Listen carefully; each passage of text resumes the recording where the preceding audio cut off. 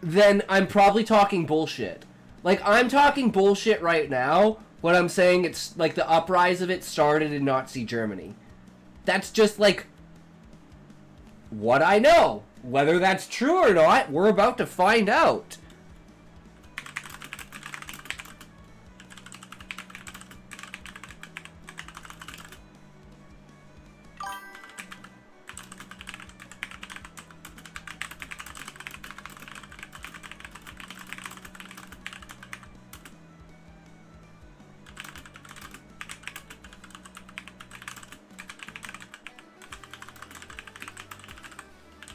Boom.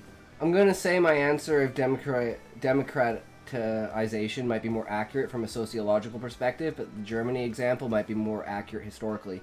What my answer, the downfall of physical violence. See, book, again, I'm not sure. What do you mean by the downfall of physical violence? Do you mean that political correctness is in some way supposed to prevent people from being physically violent? Because we're not supposed to use words that hurt people's feelings?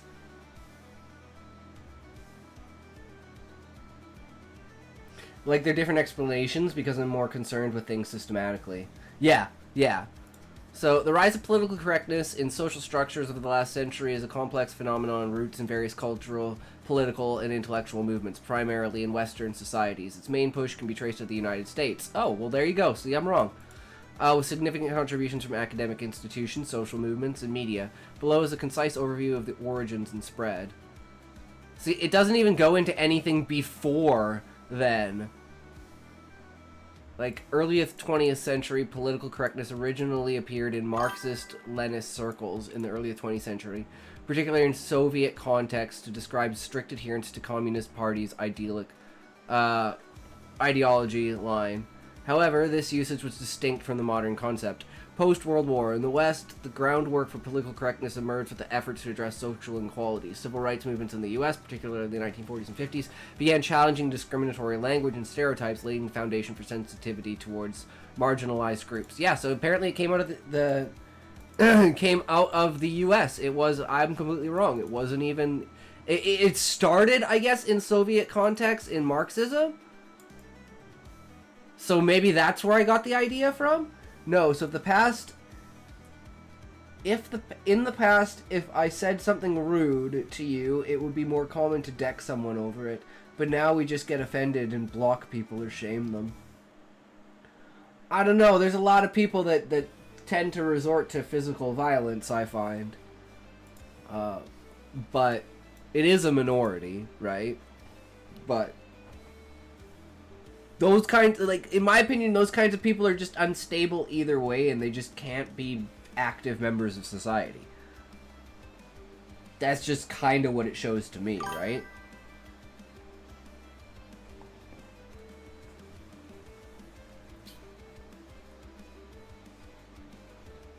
I mean, I think it was more of a social structure than it was anything else.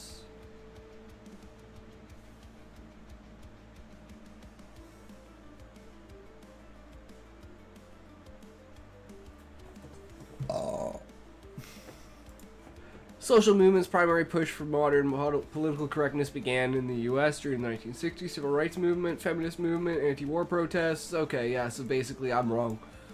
The main push for political correctness originated in the United States during the 1960s. Social movements, academic theories, and media amplification. It spread globally through U.S. cultural influence, media, and institutional adaptation,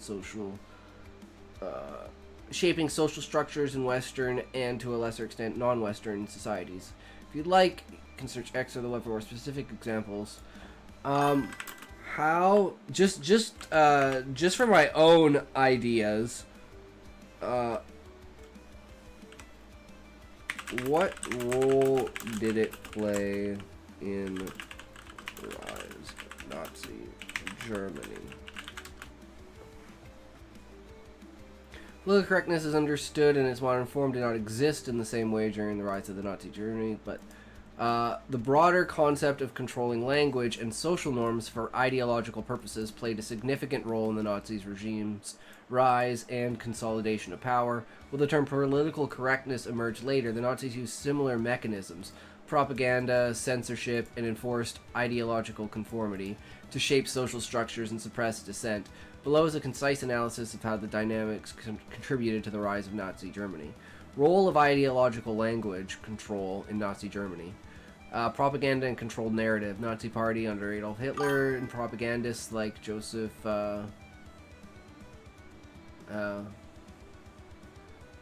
Goebbels mastered use of language to manipulate public perception. They crafted a narrative that glorified Aryan, identified scapegoated Jews, communists, and other groups. So yeah, it was basically just tyranny disguised as, whatever. Well, not political correctness in the modern sense. The Nazis' use of controlled language, propaganda, and ideological conformity played a crucial role in their rise by unifying supporters, silencing opposition, and normalizing extremist ideas. This was achieved through state-driven propaganda and censorship, contrasting with the decentralized, socially driven nature of modern political correctness. If you'd like, I can search. Okay. How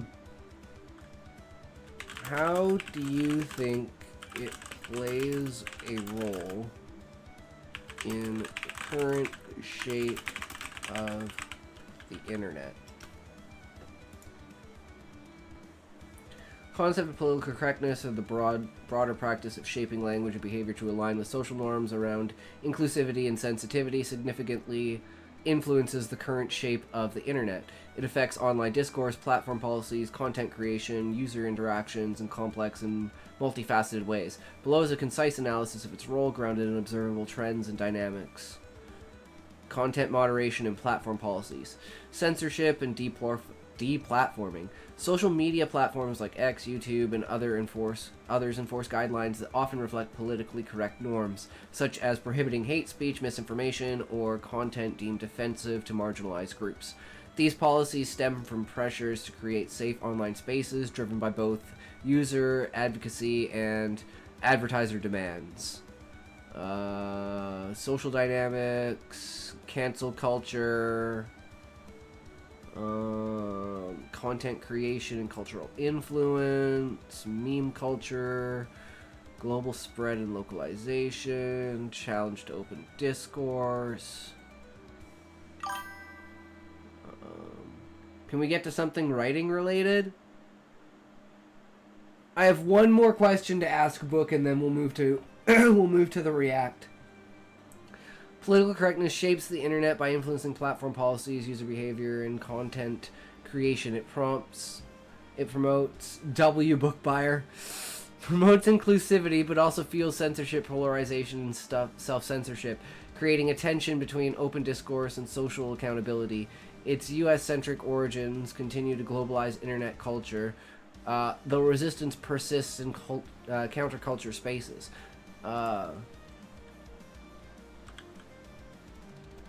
Fuck it.